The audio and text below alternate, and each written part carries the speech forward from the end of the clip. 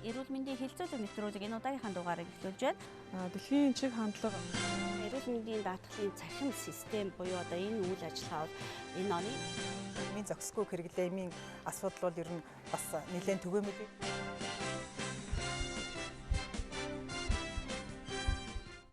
Сайн байцгаана үзэгчдээ, Монголын үндэсний олон нийтийн телевиз нийгмийн эдийн засаг бодлогын нэвтрүүлгийн редакцаас бэлтгэн хүргэдэг эрүүл мэндийн 120 хэлэлцүүлэг эхлэж байна. За өнөөдрийнхөө нэвтрүүлгээр хөгжлийн бэрхшээлтэй иргэдийн эрүүл мэнд, за нийгмийн асуудлын хүрээнд бид бүхэн ярилцах болно. За бидэнтэй ярилцахаар студиуд зочноор эрүүл мэндийн яамны эмнэлгийн тусламжийн газрын мэргэжилтэн Бархас, хөгжлийн бэрхшээлтэй хүний хөгжлийн ерөнхий газрын бодлогын хэрэгжилтийн газрын дарга Сосор Урам, за нийслэлийн эрүүл мэндийн газрын мэргэжилтэн Цэнжав, за хөгжлийн бэрхшээлтэй хүүхэдтэй эцэг эхийн холбооны эмч Соёлмаа, за мөн Монголын тэрэгцэртэй иргэдийн үндэсний холбооны тэргүүн Чулуун Долгор нар хүрэлцэн ирсэн байгаа. Тэгэхээр өнөөдөр яг хөгжлийн бэрхшээлтэй иргэдийн өмнө ямар өвчлөл хамгийн их байна? За эрүүл мэндийн асуудал бол анхаарлын төвд байсаар байна. Төр засгийн бодлогын. За мэдээж бол өвчлөл ихсэж байна. Ерөнхий өвчлүүд ихсэж байгаатай холбоотой хөгжлийн бэрхшээлтэй хүмүүсийн өвчлөл мэдээж нэмэгдэж байна. 2018 онд 106 мянга байсан хөгжлийн бэрхшээлтэй иргэд бол 2017 онд 106 мянгаас иргэд бол 2018 оны эрүүл мэндийн статистик үзүүлэлтээр 109 мянга болж өссөн байна. За мэдээж энийг дагаад бол хөдөлмөрийн чадвар алдалтад бол бас за нэмэгдэж байна. Энийг дагаад нийгмийн халамжийн сангаас гарах санхүүжилтүүд бол бас нэлээд олон тэр бумын санхүүжилтүүд бол зарцуулагдаж байна. За хөгжлийн бэрхшээлтэй иргэд өвчлөлийн хувьд бол за төрөл бүрийн л өвчлөлүүд байна. Хөдөлмөрийн чадвар алдалтыг харах юм бол за сэтгцийн өвчин, дотрын өвчин, мэдрэлийн өвчнүүд давмгаалж байна. За энэ бол сүүлийн 5 жилийн дотор тогтвортой өсөлттэй байгаа. Осол гэмтлээс шалтгаалсан өвчлөлүүд бол нэмэгдэж байгаа. За хөдөлмөрийн чадвар алдалтыг ингээд жилийнхэн тайланд дүн шинжилгээ хийгээд харахаар 80 орчим хувь нь бол ингээд тогтмол хөдөлмөрийн чадвар алдалтыг авч байна. За 20 орчим хувьд нь бол нэмэгдэж хасах, өсч буурах юм үзүүлэлтүүд бол ажиглагдаж байна. Энэ шалтгаан нь одоо юунд байгаа юм бэ? За мэдээж шалтгаан нь бол өвчлөл эндэгдэл ихсэж байгаатай холбоотой. За зам тээврийн осол мэдээж өндөр хувийг эзэлдэг, уналт төлөгдөөлт.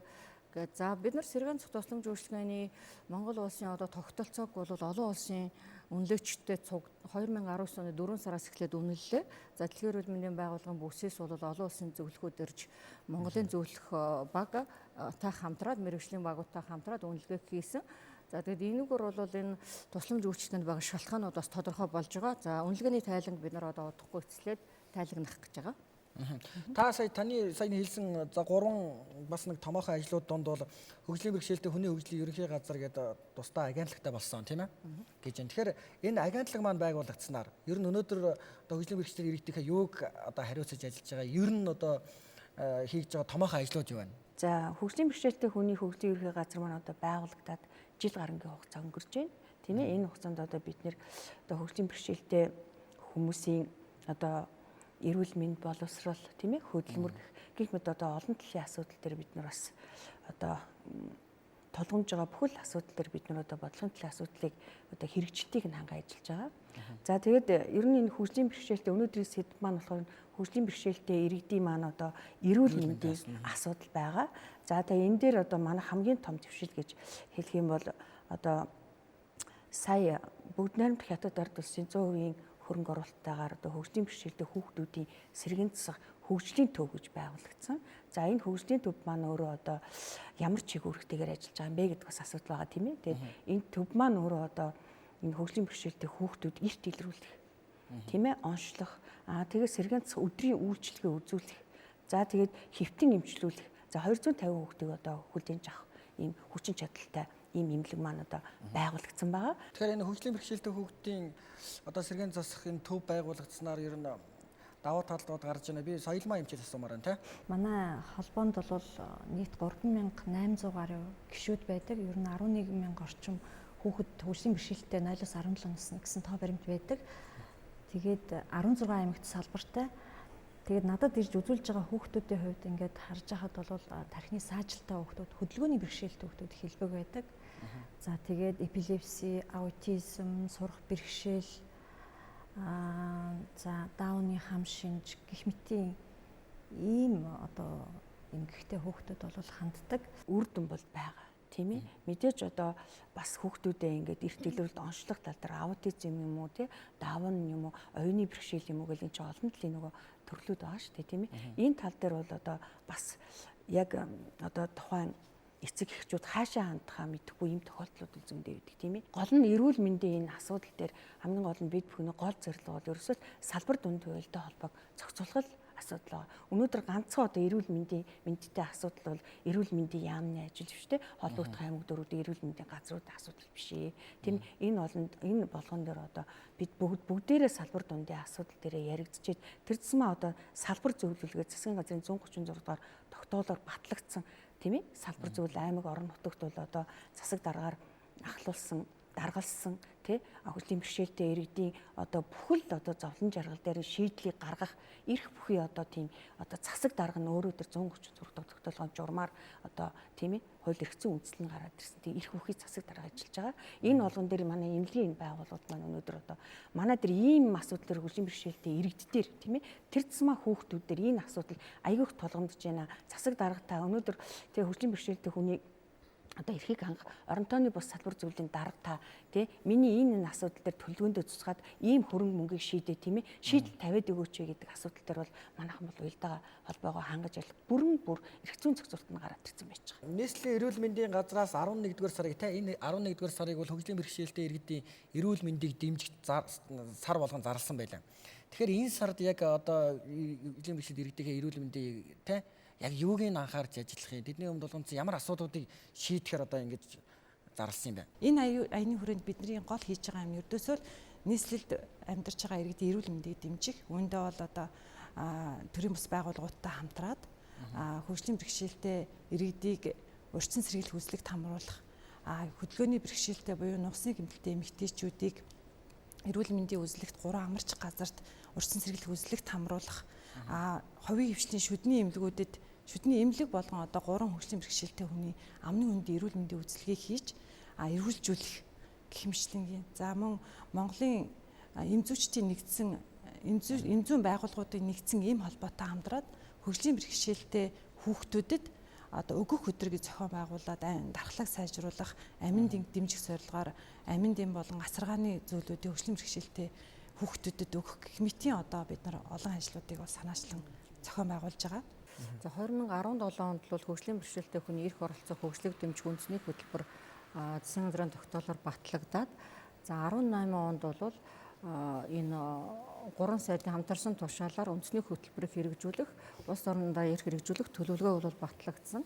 За нийслэл маань 11 сард ингээд хөгжлийн бэрхшээлтэй иргэдийн эрүүл мэндийг дэмжих сар болж байгаад нь бас за биелэг барьж байгаа юм да тий одоо манай яамн дээр ажилласан эрүүл мэндийн сайдын тушаалаар ажилласан ажлын хэсэг бол сэргээн засах тусламж үйлчилгээг үзүүлэх журмыг за 15 онд мөрдөжсэн журмыг одоо шинжилээд 11 сарын 8-нд сайдынхаа тушаалаар бид нар эрх зүйн орчноо бол шинжилчлээ. Тэгээд энийг бол эрүүл мэндийн яамны веб хуудасаас авч болно эмчнэр маань.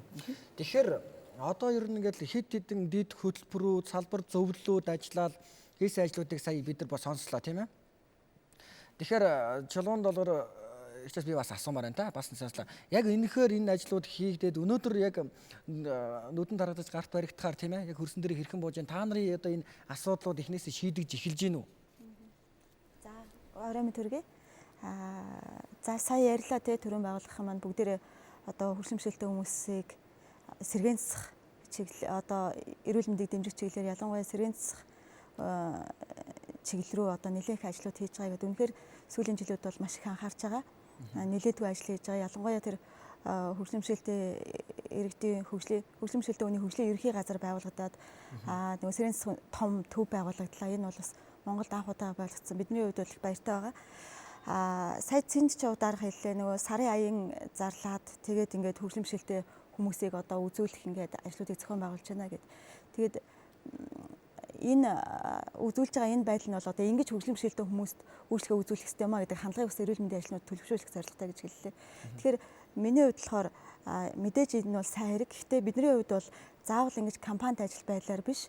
Ер нь ингээд байнгын л одоо эрүүл мэндийн үйлчлэгээндээ бусдын адил ингээд хамрагдаг байхаа ил хүсэж байгаа юм. Тэгэхээр зөвхөн одоо ерөнхий эрүүл мэнд биш те одоо амны хүндийн эрүүл мэндийн үзлэгт ч юм уу, хөрчгүй эрүүл мэндийн үзлэгт ч юм уу ингээд дуртай хүссэн үедээ ингээд ямар нэгэн одоо зохион байгуулалтгүйгээр өөрөө ингээд явал үздэг тийм л орчин, тийм л нийгмийг л бид нэр хүсэж байгаа л да. Тэгэхээр одоо бодит амьдрал дээр би жишээлхэд өрхийн эмнэлгээрээ үйлчлэх авахд бол маш хэцүү. Ягаад тэгэхээр өрхийн эмнэлгийн тэр эмнэлгийн орчин өөрөө маш бэрхшээлтэй учраас тэрнстэй хүмүүс, харааны бэрхшээлтэй хүмүүс бол үйлчлэх авахд маш хэцүү.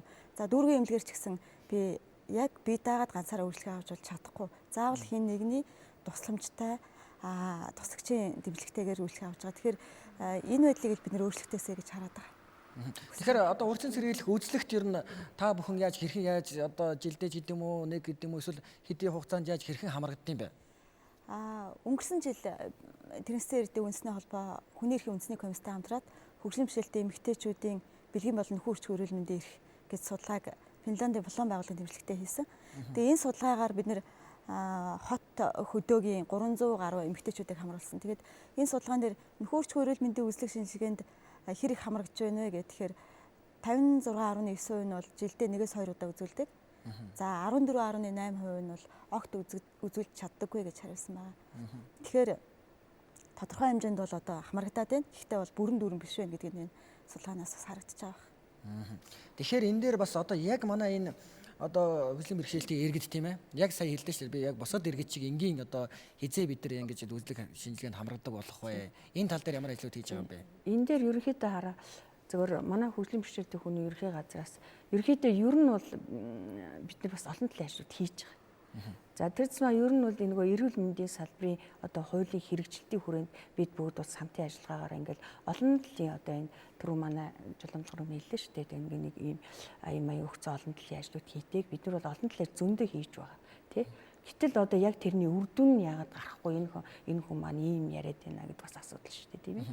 Тэгэхээр хамгийн гол нь ерөнхийдөө одоо аймаг дүүрэг дээр ингээд эмнэлгийн үйлчлэгийг авж байгаа хөгжлийн бэрхшээлтэй иргэд нэн түрүүнд хамгийн түрүүнд энэ бүхний өмнө тулгамж байгаа асуудал. Ерөөсөө л нөгөө хүртээмжийн асуудал. Тийм ээ? Орчин, ээлтэй орчин. Одоо тэр хүртээмж гэж асуудал ерөөсөө тийм ээ? Монгол улсын хэмжээнд өнөөдөр бас хамгийн том тулгамж асуудал байна. Тэгэхээр энэ хүртээмж гэдэг нь өөрөө одоо ганцхан хөгжлийн бэрхшээлтэй хүнд биш, тийм ээ? Зориулагдсан дэд бүтцийн хүртээмж биш, бусад талын хүртээмж биш тийм ээ. Ерөөсөө л Монгол улсын иргэн болгонд ээлтэй тэр дотроосоо тийм ээ ахмад настан тэгээд жирэмсэн эмэгтэйчүүд тэгээд манай энэ зорилт бэлгийн энэ хүмүүст одоо зориулагдсан Монгол улсад одоо нутагт амьдарч байгаа энэ манай иргэдийн маань ээлтэй орчин гэдэг талаас. Тэгээд энэ болгон дээр аягүйх дутагдлаа. Жишээ нь одоо ингээ ярихад одоо дүүргүүд дээр ч гэсэн аймаг орон нутагт ч гэсэн тэрэгцэртэй болон одоо харааны бэрхшээлтэй гэл олон төрлийн нөгөө бэрхшээлтэй хүмүүс эмнэлэг үйлчлэгээ авах гэж очдог. Тэгтэл нэн түрүүн тэрэгцэртэй хүн ороход одоо манай чуулганлагад өөр ингээд үнэлгээ явдаг мэдчихэж байгаа тийм ээ. Яг ингээд эмнэлэг рүү орох гэл яг тэр хүн ингээд бухимдал өөрөө төрдөг. Яг орох гэхэл нөгөө стандарт шаардлагууд нэгч байдгүй тийм ээ. Хаалганыхаа босгоноос эхлээл бариулаасаа эхлээл тэгэл нөгөө шатны уруу нөгөө налуу замаар буухаас эхлээл тийм ээ. Тэгэл энэ мэтлэнгээр нөгөө тухайн хүн ингээд нөгөө нийгмийн саад бэрхшээл ихтэй болчхоор бас ингээд тэр хүнд өнөөдөр эмнэлгийн төрөмжлөмжийн үйлчилгээ авахд тий бас ингээд үнэхээр юм бас эмзэг тэр асуудал бол тусгагдаад ингээд яваад итгэл та. Тэгэд энэ тал дээр бид нар бас өнөөдөр тэгээд дээрэс нь нэмээд дэлгээр нөгөө эмнэлгийн ажилчдын бас нөгөө одоо хөгжлийн бэрхшээлтэй иргэдийг хүлээж авах төр харилцааны асуудал. Зүгээр яг хуулийн хэрэгжилтэнд бид нэр ингээд хуулийн хэрэгжүүлээд ингээд ажил ингээд яваад хамгийн гол нь харилцаа хамгийн чухал тийм ээ. Тэгээ энэ харилцааны бэрхшээл гэдэг юм арилжих юм бол бас тэр саад өөрөө байхгүй болох. Тэгээ тэр ойлголт хандлага нөлөөллийн ажлууд маш чухал байдаг. Тэгээ сүүлийн үед бол бас нөгөө ерөөхдөө нэг сүүлийн 3-4 жилээс ерөөдөө энэ хөгжлийн бэрхшээлтэй иргэдийн ойлголт хандлага бол бас нийгэмд нэлээдгүй сайжирсан гэсэн хэдий ч нөгөө одоо ядуурлан гадуурлах гэдэг үйл ажиллагаа нь ямар ч үйлчлэгээ авахд байждаг тийм ээ. Үнэхээр сайжраад байгаа ингээ харагдаад кейсүүд бол зөндөл байна. Гэтэл одоо муу кейсүүд нь бол байж идэг. Тэгэхээр энэ тал дээр бид нар бас нөгөө сая би түрүү хэлсэн энэ болгон дээр бид нар тэр хүртээмжийн асуудал дээр өнөөдөр тий тэр ажлынхаа төлөвлөгөөнд нь тусгаад ядахнаа энэ тэр одоо хөгжлийн бэрхшээлтэй хүний эрхийн тухай хууль тийм ээ хөгжлийн бэрхшээлтэй хүний хөгжил орцог дэмжих хөтөлбөр байгаа тийм ээ.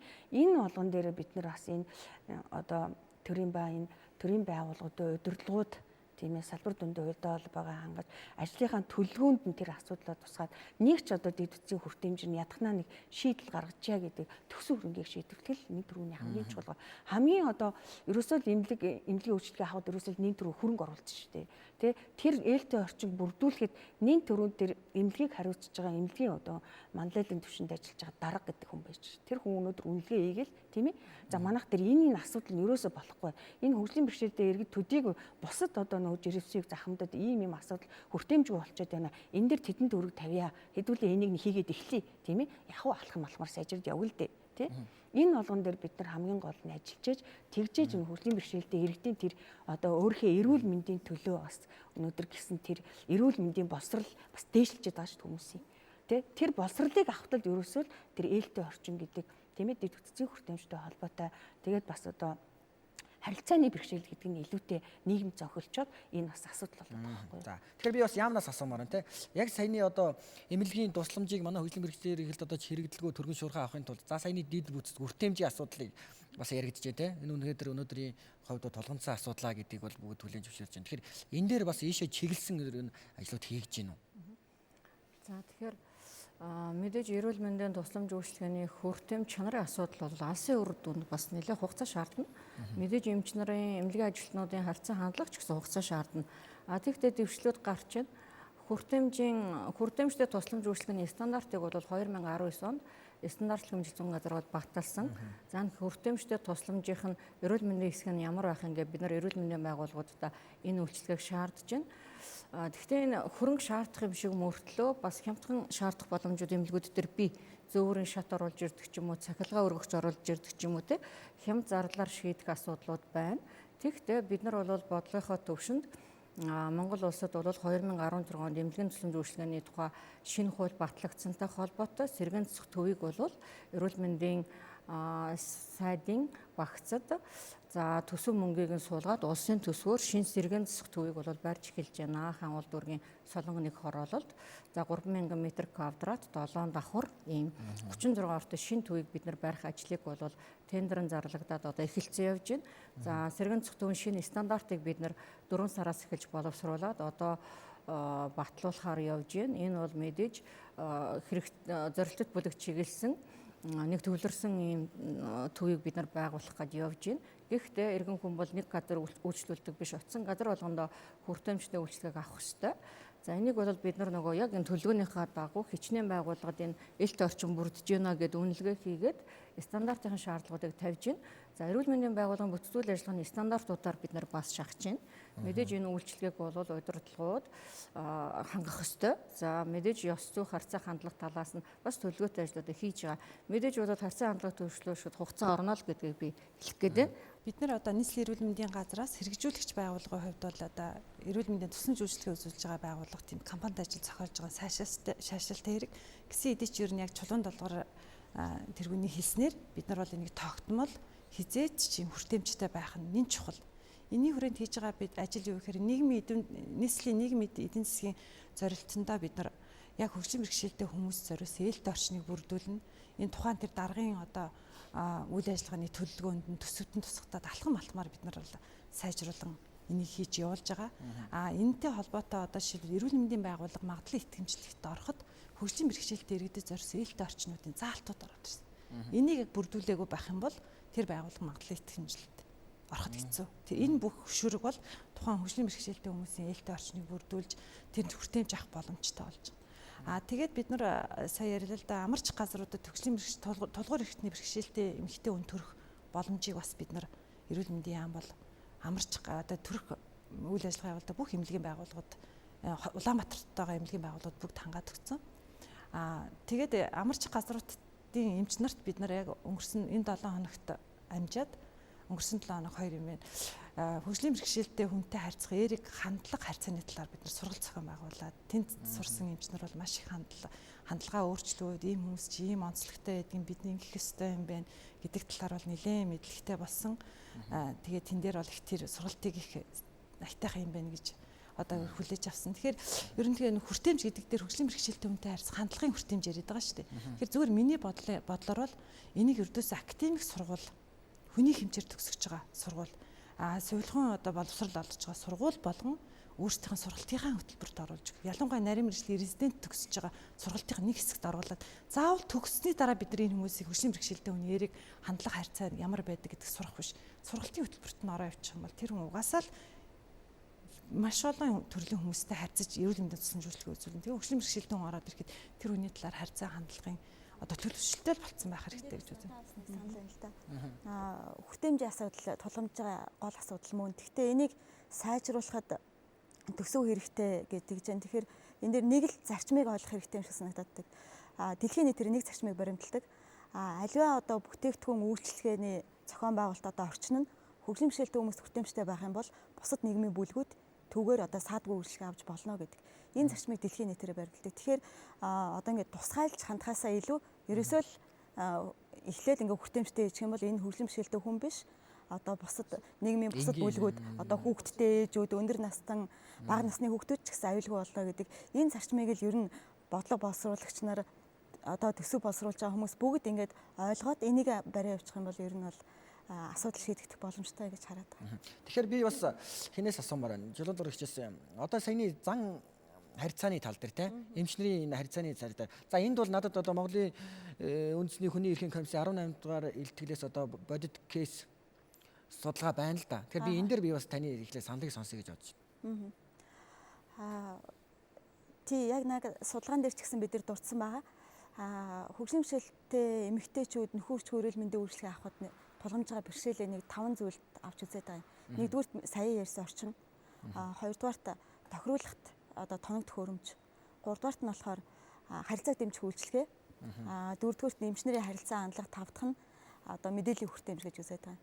Тэгэхээр эмчнэрийн харилцаа хандлага бол аюул чухал. Эмчнэрийн төдийгүй бас одоо тухайн эмнэлгийг удирдах байгаа удирдах байгууллагууд ер нь энэ бодлого шийдвэр гаргаж байгаа хүмүүсийн харилцаа хандлага маш чухал болчиход байгаа юм.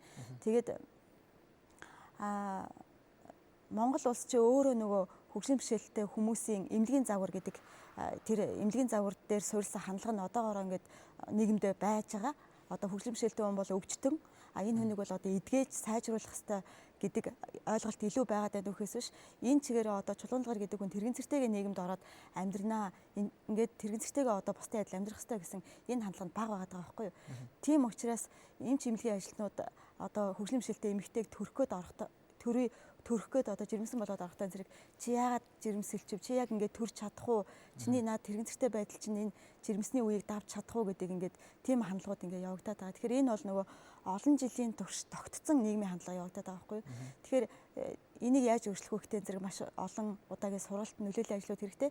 Дээрээс нь эмч эмнэлгийн ажилтан бэлтгэдэг сургалтын хөтөлбөрт нь энийг оруулаад тэр хүний эрхийн мэдлэг хандлагыг л олгох хөгжлийн бэрхшээлийн нийгмийн загвар гэдгийг ойлгуулах тийм ажил хэрэгтэй болов гэж харж байгаа. Тий одоо эрүүл мэндийн загвар гэсэн байна. Тэгэхээр энэ хөгжлийн бэрхшээлтэй иргэдийн үйл ажиллагааны ангиллал гэдэг энэ эрүүл мэндийн загвараас ерөөсөй гарахгүй байгаа юм. Нийгмийн загвар руу шилжих ёстой гэж ухаалаг нөлөөллийн ажлууд хийгээд байна л да. Тэгэд яг үүнтэй холбоотой ICF гэдэг олон улсын үйл ажиллагааны ангиллыг Монгол улсад нэвтрүүлэх бэлтгэл ажлыг бас хийгээд за яамдууд хамтраад Азийн хөгжлийн магнаас төслөр гэж явчих 5 жил болсон. Энд би бас нэг кейсийг уншия. Тэгэхээр манай хараагүй найз бэлгийн замын халдварт өвчнөд болсон. Энэ тухайга хэн хэлэхээ мэдэхгүй ямар өвчин авснаа яаж мэдэх вэ гэж их шаналсан. Эмчид үзүүлэхээр ороход өөрийгөө яая гэж байж өвчин чирчирээд хинтээ хэрхэн яаж гээд нэг бүрчлэн яриулах гээд их эвгүй харьцсан. Тэгээд дахиж эмнэлэг дээр очиагүй хүнээс асууж байгаад нэг им авч уусан идэгсэн байх гэж найдаж байгаа гэсэн юм жишээ энэ кейс байгаа. Тэгэхээр бас засвар дарах хэлэхгүй те ер нь энэ тал дээр одоо яг хөгжлийн бэрхшээлтэй иргэдтэй хамгийн ойр байгаа. За яг одоо эрх ашигыг хамгаалж байгаа байгууллага бол одоо яг танах байна шүү дээ те хамгийн ойрхон. Тэгэхээр энэ дээр бас ямар ажлуудыг нэн төрөнд одоо хийх ёстой вэ? Ерөнхийдөө саяны над кейс дээр энэ бол бас нийгэм донд нэлээ олон яригддаг. Ер нь нэлээдгүй бас ингээд ер нь энэ тэнд бас судалгаа аваад явах буюу хүмүүстэй одоо уулзалт хийгээ явж хахад энэ талын асуудал нэлээ хөндөгдөд идэг л да. Тийм ээ. Тэгэхээр наад чи нөгөө бас яг ингээд харахаар нөгөө хөгжлийн бэрхшээлтэй иргэн буюу нөгөө эмч тэр хоёр хооронд харилцаа харагдаж байгаа шүү дээ тийм ээ. Тэ тухайн хүн одоо эмч хүн бол өнөөдөр үүргэн шүү дээ тангар үүргсэн эмчгэн сууж байгаа. Тэр хүн бол өнөөдөр ямар ч хүн ирсэн би өнөөдөр эмнэлгийн үйлчлэгээ үзүүлээд тийм ээ. Тэр хүнд өнөөдөр идэх талаас нь бүх боломжит хувилбаруудыг хийчээд өнөөдөр тэр хүн тийм ээ уялдаатай ажиллах ёстой. Тийм ээ үүрэг байгаа. Эмч хүний дангар ус байна шүү. Тэгэхээр энэ дэр нэг дөрвөн асуудал хөндөгдөд байгаа байхгүй юу? Бэлгийн замын халдварт өвчөө авчлаа гэхэд хаашаа хандхаа мэдэхгүй байна тий. Тэгэхээр нөхөрч хөрөөлөмдийн мэдээлэл авах боломж бага байна гэсэн үг хараг үнд. Тэгээ авсныхаа дараа үйлчлэгээ авах гэдэг тэгэхээр нөгөө өөрөө биедагаад үйлчлэгээ авах боломж байхгүй учраас нөгөө биедаа амьдрах хэрэгтэй. Бусдаас хараад бас байх тэр эрх нь бас хэрэгжихгүй байна гэж байгаа. Тэгээ очиод эмчтэйгээ харилцаа үүсгэхтэн зэрэг зөв харилцаа үүсч чадахгүй шүү дээ. Тэгэхээр харилцаа хандлагын асуудал эргээд нөгөө нэг итгэсэн байхаа гэж найдаж байна гэж төгсөж байгаа гэдэг чинь эргээд нөгөө эрүүл мэндэ хамгаалуулах тэр эрх нь бас ингэж өчтөөл ингээд яг л одоогийн нөгөө хөгжлийн бэрхшээлтэй хүмүүсийн нөхцөл байдал яг энэ кейсээс харагдаж байгаа байхгүй юу. Тэгэхээр энэ дээр таны бодол те одоо та бол дэргэнцэртэй иргэдийн үндэсний холбооны тэргүүн шүү дээ те. Энэ дээр таны бодол яг одоо тэгвэл одоо энэ яам хамгийн газраас ер нь юу хамгийн түрүүнд авч хэрэгжүүлэх вэ? Та нар өөрсдөө бас одоо санал санаачлаг гаргаад хийж хэрэгжүүлсэн ажил байна уу? Тий. Энэ дээр яг бид нэр яг энэ чиглэлээр яг сүүлийн 2 3 жил тасралтгүй ажиллаж байна л да. Тэгээд одоо ингээд яамны зүгээс ч агентлагийн зүгээс ч гэсэн маш их ажил хэрэгжүүлж байгаа, нийслэлийн зүгээс ч гэсэн маш их ажил хэрэгжүүлж байгаа ч гэсэн яг бодлого хөтөлбөрийн хүрээнд аваад үзэхтэн зэрэг яг энэ хөгжлийн бэрхшээлтэй хүмүүсийн эрүүл мэндийн үйлчлэгэнд хамрагдах эрхийг дэмжсэн хуулийн заалтууд нь хөгжлийн бэрхшээлтэй хүмүүсийн эрхийн тухай хууль, үндэсний хөтөлбөр гээд ингээд нэг хөгжлийн бэрхшээлтэй хүмүүстэй холбоотой эрх зүйн бичиг баримтуудаар аягүй сайн тусгацсан ирнэ. Эргээгээд одоо юу гэдэг гендрийн тухай хууль гэдэг юм уу? Эсвэл гэр бүлийн тухай хууль бусад ингээд нөгөө салбар хуулиудад ерөөсөө тусгатаагүй. Тийм учраас нөгөө салбарын энэ хүмүүс одоо эрүүл мэндийн яам, нийгмийн хамгааллын яам л анхаарад байна үхээс босрлын яам энэ дээр төдийлөн анхаарахгүй байна. Ингээд нөгөө нийтээр анхаарч өгөхгүй байгаа учраас гүйцэд хэрэгжихгүй байна л гэж харж байгаа бид нар. Төрийн байгууллагуудын уялдаа холбоо мó. Уялдаа холбоо мó. Тэгээ бусад салбарын хуулиудад хөгжлийн бэрхшээлтэй иргэдийн асуудал тусгагдахгүй байгаа. Тэгэхээр энэ бол үндсэн гол одоо асуудал нь энд яваад байгаа. За бидний зүгээс бол яг энэ чиглэлээр нэлээдгүй ажиллаж байгаа. Мэдээ судалгаа гаргаж ирээд бид нар энэ тоо баримттайгаар одоо энэ төр засгийн байгууллагт төрийн байгууллагынханд мэргэжлүүдтэй одоо ингээд датагаа ярих боломжтой болсон судалгаа хийснээрээ за одоо болохоор бид нар хүртээмжтэй нөхөн үржих эрүүл мэндийн үйлчлэгээ гэж юу вэ гэдэг юм танилцуулга бас гаргаж байгаа. Энэ 19 он эрхийн өдрөөс өмнө бид нар ухтаад гаргаж чинь.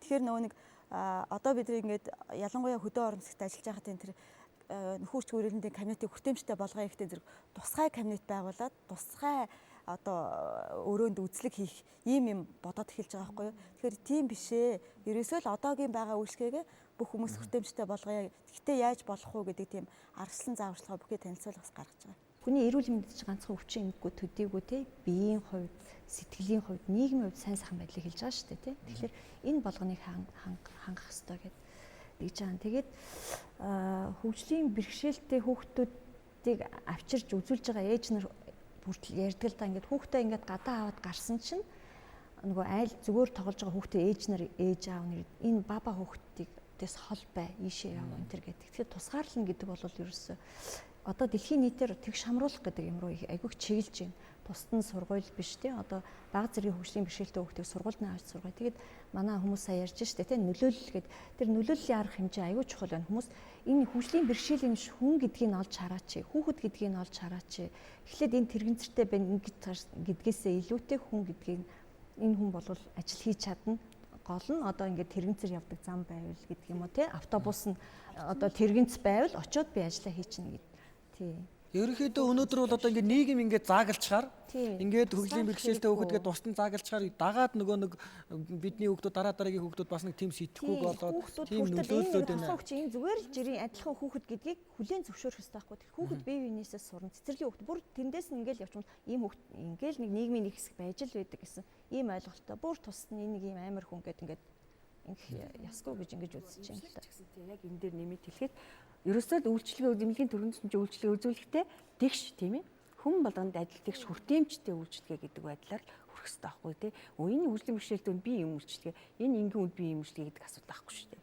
Ерөөсөө л өнөөдөр энэ хүмүүсийн үүрэг тэр чигээрээ л одоо бид нар тэгш хамруулан үйлчлэгээ. Бүхэл юм дээр одоо нөгөө дэлхийн нийтийн чиг хандлага нь тэгш хамруулан үйлчлэгээ тийм ээ одоо чиглэлсэн байгаа шүү дээ. Тэгш хамруулах хүртэлх зайг нөхөхийн тулд тий энэ одоо хөгжлийн төвүүдийг чинь сонгоод одоо тэгээд мэдээж олон болно шүү дээ.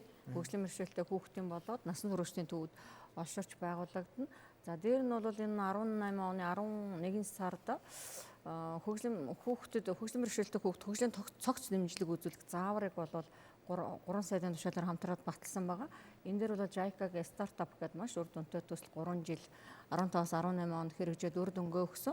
Энэ одоо төслийн туршлага ололт амжилтээр нь тулгуурлаад энэ хөгжлийн цогц загварыг эрүүл мэндийн боловсрол хөтөлмөр талаас нь яаж одоо хэрэгжүүлэх юм бэ гэд заавар нь бол боловсруулад эмчнэр за боловсролын ажилтан нийгмийн ажилтнуудад бол юм арга зүйг нь бол бид нар хангацсан. За дээр нь энэ төрөө өгүүлэл тавьсан шүү дээ. Тэр нэг харааны бэрхшээлтэй эмэгтэй халдвар туссан гэдэг. Тэгэхээр энэ 18 дугаар ихтгэл чанарын одоо судалгаагаар бол мэдээж кейсүүд илэрсэн. Тэгэхдээ энэ бол яг албажаад эрүүл мэндийн яамд ч юм уу агентлагуудад эргэцэн гомдол бол байхгүй. Гэхдээ бид нар энийг бол байхгүй гэд мэдээж тайвшрахгүй. Хөгжлийн бэрхшээлтэй иргэдийг бол хүн нэг бүрээр нь бүртгэдэг ийм мэдээний дид сан бол Монгол улсад одоо 18 онд үүссэн. Энэ бол маш ач холбогдолтой. Одоо хөгжлийн бэрхшээлтэй хүүхэд насанд хүрэгчид хаана айл аймаг сум хороонд байгаа ингээд бид нар хүн нэг бүрээр 109 мянган хүнээ бүртгэгдсэн. Энэ бол одоо өрхийн мэдээний сан шиг ийм эрүүл мэндийн мэдээний дид сан бол үүсэж байгаа. За үүнтэй холбоотой энэ хөгжлийн бэрхшээлтэй хүмүүс хаана одоо эрүүл мэндийн тулгымцсан асуудалгаа жирэмсэлж байгаа мó төрж байгаа мó давхар хавсарсан өвчин авч байгаа мó гэд бид нэр статистикийн мэдээ тайлбарлал оруулах гэж байна. Тэгэхээр сая бас түрүү ярьжсэн хүн төрөхөд очихоор бас нэг дариултын ор байхгүй. Саяхнаас нэг зохиод ортой болсон шүү дээ, тийм ээ.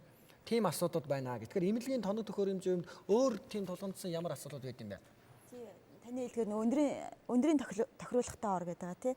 Эмэгтэйчүүдийн тэр ор бол байхгүй байсан. Одоо сая Дэлхийн эрүүл мэндийн байгууллагаас эрүүл мэндийн яам энэ хамтраад бүх төрөх эмнэлгүүдэд аваад өгсөн байгаа. 9 тэгээ эх жил 21 аймаг 9 дүүрэгт бас энэ ор бий болохоор болж байгаа л да. Тэгэхээр энэ дээр бол ерөөхдөө нөгөө мэдлэг ойлголт айгүй бага байгаад байна л да. Хүмүүс яг өндрийн тохируулгатай ор гэж юу юм, суугаажин хэмжигч гэдэг нь юу юм гэдгээ хүмүүс мэдэхгүй. Тэгэхээр бас энэ ярилцлагыг далимдуулаад зөвхөн одоо төрийн байгууллага буруу байна, төрөхийн буруу байна гэхээсээ илүү хөгжлийн бэрхшээлтэй иргэд бид нар бас өөрсдөө асуудлаа сайн ярьж хэлж ойлгох нь чухал юм шиг байна. Бидний энэ төслийн хүрээнд Финляндийн булан байгууллагатай хэрэгжүүлж байгаа төслийнхаа хүрээнд 5 аймагт хамруулж ажиллаж байгаа. Тэгэд энэ 5 аймгийн засаг дарга нартаа бүгдээрээ санамжчиг байгуулад одоо ингээд энэ 5 аймагт тавуулаа бүгдээрээ энэ орыг бид нэр өөрсдийнхөө орон нутгийнхаа хөрөнгөөр бий болгоё. Энд чинь ерөөсөө асуудалгүй шүү дээ. Заавал энэ чинь байх ёстой байна гэдээ ойлгоод ингээд бий болгож байгаа байхгүй. Тэгэхээр илүү сайн ойлголт өгөх ажлыг их хиймээр энэ дээр мэдээж салбарын байгууллагуудаас гадна хөгжлийн бэрхшээлтэй иргэд өөрсдөө ингээд ийм ор байх ёстой, би үзүүлмээр байна, би ингэх хэрэгтэй гэдгээ их олон хэлжээмээр тэгвэл нөгөө нийгэм хүлээж авах нийгмийн орчин бол харьцангуй бүрдсэн сүүлийн нөгөө эрхийн ойлголттой холбоотойгоор хүлээж авах нийгмийн орчин бол харьцангуй сайн бүрдсэн болоо гэж бид нар бол харж байгаа. Өнөөдрийн сэдэв бол хөгжлийн бэрхшээлтэй иргэдийн эрүүл мэнд гэж байгаа тийм. Тэгэхээр бол ингээ одоо бид бүхтэй яриаг ингээд дүгнээд үзэхээр бол ерөнхийдөө бол за эрүүл мэндийн асуудлыг бол эрүүл мэндийг бол өвчлөлийг бол манайхан эмчлээд ингээд эдгэх боломжууд байна. Гэхдээ нөгөө нэг үзүүлэх тийм ээ орчин нөхцөл жоохон дутагдaltaй байна гэдэг дээр л тий. Орчин нөхцөл дутагдaltaй байна. Тэгээ тэрийг сайжруулах нэг шаардлага байна тийм үү? Заавал компанид ажил байлаар биш. Ерөөсөө өнөөдөр би ханаа төрлөө бол өрхийн эмчтэрээ саадгүй яваад ороод үзүүлцдэг. Хүүхдээ өвдлөг үлдүүргийн эмчтэр өөрөө аваад ороод үзүүлцдэг л тийм л нөхцөл орчин гэл бид нар хүсэж байна. Миний хувьд бол том хүнээс арай өөрлөлтөө хүүхдийн хувьд хүүхдийн хөгжлийн бэрхшээлд бол эрт илрүүлэг хамгийн их чухал байдаг. Эрт илрүүлэг гэдэг дээр одоо бид нар ээж аавын анхаарах гол зүйл бол тэр хамгийн гол нь тэр ягаан дэвтэр гэдэг юм аягүй сайн хөтлөх хэрэгтэй. Би өнөөдөр бүр зариуд аваад ирлээ. Манай байгууллагаас бас бид нар өрхийн эмч нарын дунд, ээж аав нарын дунд үзүүлээд судалгаа хийгээд тэгээ энэ ягаан дэвтрийг энэ дээр одоо бүх зүйл бичсэн байгаа. Хүүхэд эхийн хөвлөд олоод жирэмсэн болоод эмнэлэгт харьяаллын хамгийн эхлээд өрхийн эмнэлэгт очин. Тэгтэл энэ дэвтрийг өгдөг. Тэгээд ээж одоо жирэмсэн байхдаа одоо юуг анхаарах юм, ямар шинж илэрх юм, ямар асуудлыг эмч нартай ярилцуулгын заагаад өгсөн. Тэгээд дараагаар нь төрөх газар очлоо бас энэ дэвтрийг бүртгэн. Тэгээд гараад хүүхдийн өсөлтийг 5 нас хүртэл нь хүүхдийн одоо 1 сартаадаа ямар байхын хүүхдийн хөгжлийг бүгдийг ингээд ямар шинж илэрх юм одоо энэ хөгжлөлсөн л хоцрогдчихвэл манай хүүхд бэрхшээлтэй байж магадгүй гэдэг эмчид хандах хэрэгтэй. Хөгжлийн бэрхшээлтэй иргэдэд тулгамж байгаа асуудал болгон одоо ганцхан хөдөлгөөн нийгмийн хамгааллын болон хөгжлийн бэрхшээлтэй хүний хөгжлийн ерхий газрын ажил биш юм аа. Тийм ээ энэ бол бүх одоо төрийн болон бусад одоо ажил олгогч байгууллагуудын уялдаа холбоог хангасан ажил юм аа гэх. Ингээд одоо энэ гараад ирж шүү дээ тийм ээ. Тэгжээж явна энэ ажил тийм ээ. Шин шатанд хүрнэ. За гэтэл хамгийн гол нь яг энэ одоо үйл ажиллагаан дээр одоо тэр засгийн газрын 136 дугаар тогтоолоор батлагдсан нөгөө салбар дэд салбар зөвлөл буюу дэд салбар зөвлөл орон нутагт бол салбар зөвлөл ажиллаж байгаа шүү дээ. Эднэр маань одоо ерөөсөө яам агентлаг тийм бусад одоо бүх аймаг дүүргүүд дээр нөгөө зөвлөлд ажиллаж байгаа. Эднэр маань л яг энэ толгомж байгаа асуудлуудаа ерөөсөө яг ингэж уялдаатай ажил нөгөө төсөв төлөвлөгөөндөө тусгаж тийм ээ хэрэгжилтэд хангаад тэгээ гүйцэтгэлийн хяналтын тогтолцоос болоод энэ ажил явахгүй байгаа байхгүй. Тэгэхээр эрх зүй бол байгаад байдаг. Цаана хяналтын тогтолцоос сул гэдэг асуудал дээр бид нар бас анхаарлаа хандуулах шаардлага бол байгаа гэж үзэж байна. Хөгжлийн бэрхшээлтэй буюу одоо нусны гэмтэлтэй тэрэгцэртэй иргэд хоорондоо их гэрэлдэг. Сайхан гэр бүл болоод одоо нийгэмд харж байгаа сайхан охтод тэрэгцэртэй месийн тэмцээнд хүртэл ороод идэг. Эдгээр хүмүүс маань энэ гэр бүлүүд маань үр хөвгтэй болох хэвээр. Тэр ар гэрт ад жаргалтай гэр бүл байх хэвээр. Тэгэхээр ерөнхийдөө ийм иргэдийнхаа одоо асуудалд үр хөвгттэй болоход нь тусалдаг тий. Одоо жишээлбэл энгийн иргэдүүд ч гэсэн асуудал дотор одоо хүүхэдтэй болоход заавал эмнэлгийн тусламж одоо хэрэгтэй болж одоо өөр хүүхэдтэй болж байгаа гэр бүлүүд байгаа шүү дээ. Энгийн иргэдүүд эдгээр иргэдүүдэд одоо хэрвээ гэр бүлд нь ад жаргалыг бэлгэлээ гэвэл энэ өндөр өртөгтэй тусламж үйлчилгээндээ оруулдаг юм уу?